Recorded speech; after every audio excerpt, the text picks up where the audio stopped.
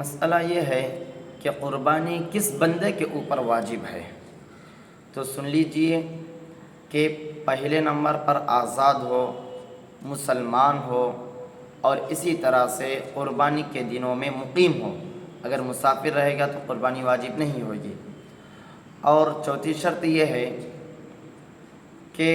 قربانی کے دنوں میں پیسہ، روپیہ یا سونا چاندی نصاب کے برابر ہو، اور اس کے اوپر سال کا گزرنا ضروری نہیں ہے کہ اتنا پیسہ یا اتنا سونا، اتنا چاندی اور اتنا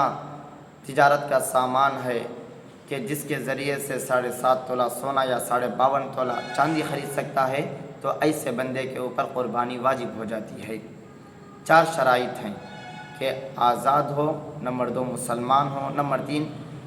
قربانی کے ایام میں مقیم ہو، نمبر 4 صاحب نصاب ہو، اور اس کے اوپر سال گزرنا ضروری نہیں ہے۔ اگر کوئی بندہ 12ویں ذی الحجہ کے غروب سے پہلے بھی مالک صاحب نصاب ہو گیا تو اس کے اوپر بھی قربانی واجب ہو جاتی ہے۔